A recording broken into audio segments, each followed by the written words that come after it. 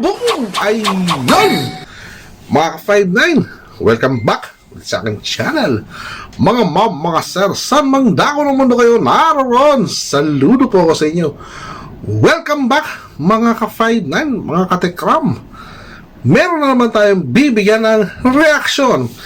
Ito ay patungkol pa rin dito kay Ninong Stephen, mga ka-59, ano? Siya yung naging pinaka-toxic dito sa Tekram community. Okay?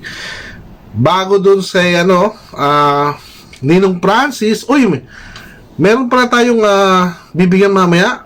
Pangalawang topic natin yung kay Ninong Francis. Meron na akong nalaman, at gusto lang natin itanong kung ito ba totoo. Pero bago yan, dito muna tayo kay Ninong Stephen na ayaw tumigil ng kakaingay sa social media.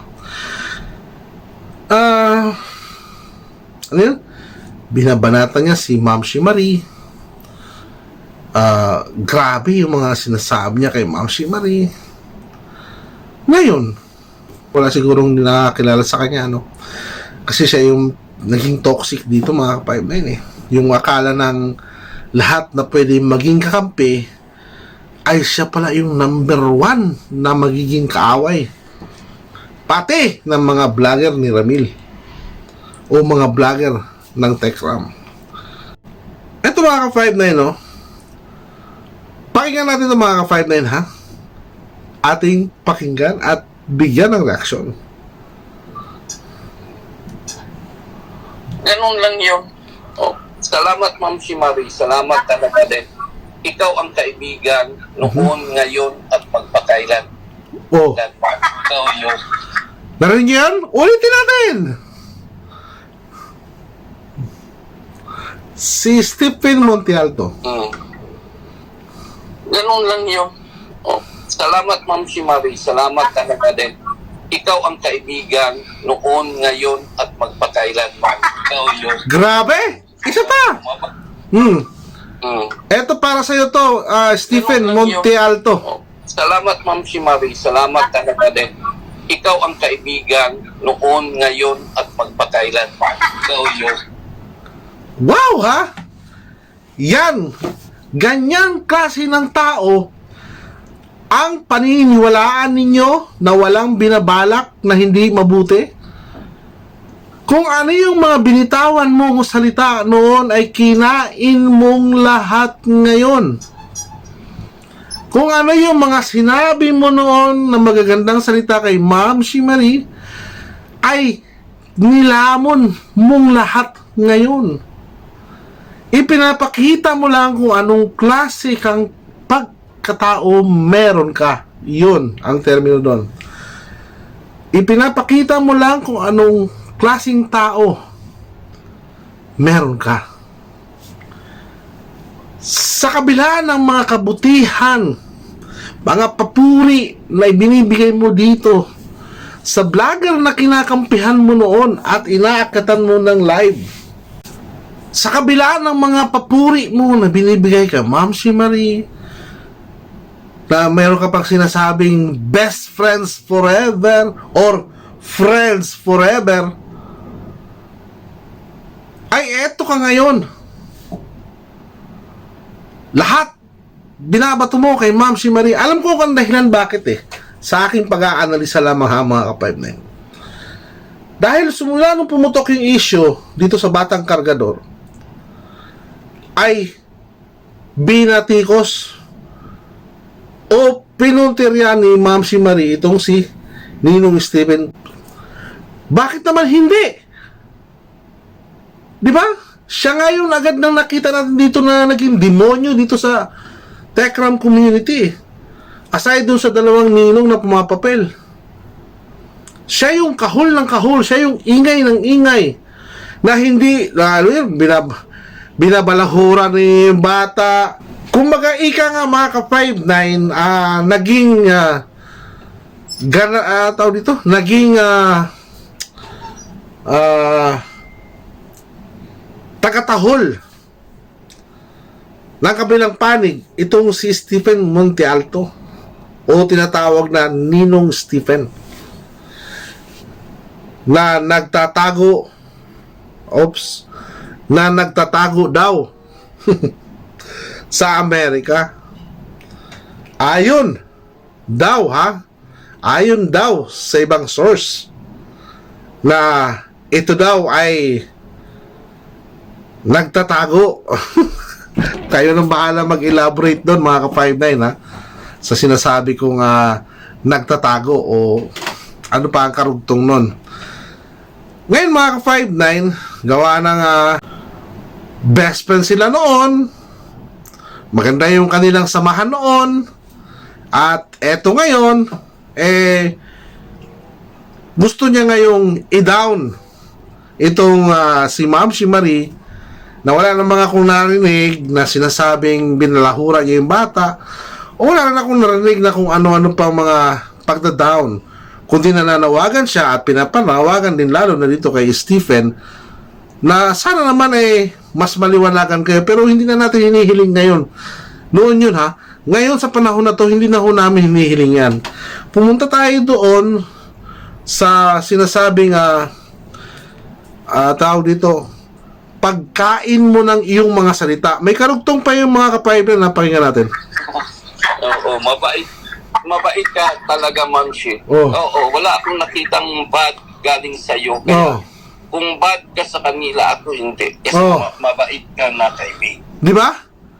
Panay ang papuri mo noon. Mabait. Pero ngayon, di ba? Anong klaseng pagkatao meron ka? Ikaw ba yung sinasabing mahal, may takot sa Diyos?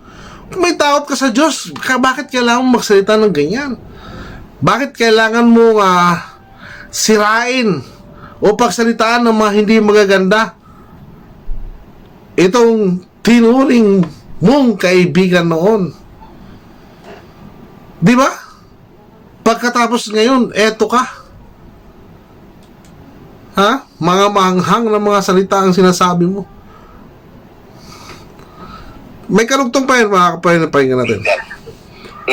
Noon pa man na hindi pa tayo kilala, nakita ko na yung vlog mo. Sabi ko, ay, ang ganda ng mga... Di ba napaka-bolero nito? Bakit ko nasabing bolero? Kasi ngayon, iba na siya eh. Kaya ang sinasabi ni Tech Foreign dito sa kanya, balimbing. Ano tawag sa'yo ngayon? Malinaw na balimbing ka. Ha? Hindi kaya nabilog ang ulo nito nung mga kumukup-kup doon sa batang kargador? Malinaw, mga ka-59.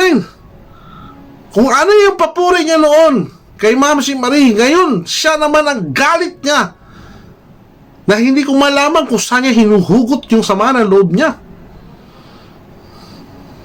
Mga ano mo sa kay Dave, yan, support mo kay Dave, ang ganda talaga sa totoo lang. Salamat po. Maraming salamat, no? Di ba? Puro papuri. Ano pa yung sinabi mo? Magkaibigan na mula noon, ngayon, hanggang magpakailanman. Tama ba yun? Kaibigan, noon, ngayon, at magpakailan. Di ba? Ngayon, anong klase ka? Malinaw na malinaw, mga ka-5 men, ang ganitong klase ng tao ay wala kang paniniwalaan kahit anong sabihin ito. Kahit ano pang i-post mo dyan sa social media account mo, malabo ka ng paniwalaan dahil pinakita mo na yung tunay mong kulay dito pa lamang. Ngayon, kaya ka pala galit na galit. Ngayon, mga ka-59, meron pa tayong isang bibigyan ng reaction, pangalawa. Hindi ko alam kung totoo ito, mga ka-59, ha? At ito ay nasagap lamang ng ating radar. Sabi nga ay, walang usok kung walang pinanggalingan. Walang usok kung walang apoy. Ngayon, mga ka-59, ito ay nasagap ko kung totoo man o hindi, ha, mga ka-59, ha? Katulad ng nasa thumbnail ko ngayon. Okay? Nagsasama na pala sa isang bubong daw. Di umano, kuno. ang Batang Kargador at ang kanyang Ninong F. Totoo kaya ito mga ka-59? O yung mga taga-Candaba dyan, ano? Tama ba, Candaba? Saan ba siya naroon ngayon? Yung mga malalapit kay Batang Kargador at dito kay Francis, kasi sabi doon sa umaalingaw-ngaw na umupa daw ng apartment itong si Ninong F at kasama si Kargador na malapit sa eskwelahan at malapit din daw di umano sa trabaho ni Ninong F. Galaiti na naman itong si Stephen. Sabihin wala akong pruweba. Sasabihin wala akong resibo. Sasabihin gumagawa lang ako ng kwento. Nagtatanong nga po ako kung totoo eh. Hindi ho ako gumagawa ng kwento dito. Nagtatanong ako kung totoo ba ang mga nasasagap nating balita. Kaya nga pinapanawagan ko dito sa mga malalapit dito sa malalapit dito kay Naramil, o kung malalapit kung nasaan man ito si Ninong Francis, i-confirm. Dapat pag i-confirm, dapat may picture. Di ba? I-confirm kung totoong nangungupahan ng apartment ang ina-anak kunwari at yung ninong-ninungan. I-confirm kung talagang malapit sa eskwelahan ng apartment at kung malapit din sa trabaho yung pinagtatrabuhuan ni Ninong F ang inuupahan nilang apartment. Balita ko, bantay sarado daw itong si Ninong F. Siyempre, baka mapicturan, di ba? Baka mapicturan, ops, ebidensya to. Eto, totoo, positive. Sa 5-9, positive. Magkasama sila sa isang bubong. Kaya, todo higpit daw, kuno, itong si Ninong F. Ngayon, bago ka magalit, Mr. Stephen, alamin mo muna. Magkandak ka ng investigasyon mo, ng sarili mong investigasyon, kung totoo ba talaga itong nababalitaan na ito. Dapat assign ka ng isang tao para malaman kung may katotohanan ba ito. Wala. Kung totoo man ito mga ka-5, wala naman tayong pakialam doon kung totoo ito mga ka-5, no? Kaya lang kasi alam naman natin kung ano yung nais ni Ninong F dito kay Gador. Di ba mga ka-5-9? Sa mga kilos at galaw niya, nakita naman natin yan eh. At di ba sinasabi nga na nag-hotel pa, nag-renta malapit doon sa bahay ng mga manalastas at parang kapit-bahay lang nila na yung Mabalacat at saka yung lugar ni Ninong F. Kasi parang babaeng nililigawan daw kuno itong si Batang Kargador para mapaamo at nakuha nga mga kapatid, no? Nakuha yung atensyon. Binigyan ng pera, pinanggawa sa motor, pinang-set up sa motor, mali na naman ako. Sorry naman. Mali kasi siguro yung mga narinig ko, mali yung mga sumasagap na balita kaya nga po mga kapayben, sinasabi ko sa inyo, yung mga malalapit dyan, baka naman same po ang pangalan ng aking Facebook page, Askal Lupet. Para ma-confirm lang naman natin. Pero syempre, wala tagal tayong pakialam doon. Magsama sila o ano. Who cares? Kaya lang kasi, ang care pa natin dito is, kawawa naman yung sigador. Kawawa naman siya dito. Ginamit siya, pinagsamantalahan, ginamit ang kanyang kahinaan, at pinagsamantalahan ng mga matitinong pag-iisip ng mga may edad sa kanya. Pero ganun pa ng mga 5-9 na kailangan tanggapin yung mga ganung pangyayari. Pero sana maayos din ito at magkasundo-sundo na sila mga ka-5-9. At para naman din sa isang ninong na maingay masyado sa social media, kung manahimik ka, mananahimik din yung iba. At yung mga sinasabi mo noon kay Ma'am si Marie, kabaligtaran lahat ngayon. Ibig lamang sabihin noon, lahat ng mga binitawan mong salita noon ay kinakain mo na ngayon. Maraming salamat mga ka-5-9 sa patuloy na panunod ng aking video. Maraming salamat mga sir. Saan mang dako ng mundo kayo naroon. Saludo po ako sa inyo. Ingat tayo mga ka-5-9 at huwag kakalimutan mo pasalamat sa araw-araw na buhay na binibigyan ng dakilang lumikha. Maraming salamat po. Boom boom! Ingat po tayo.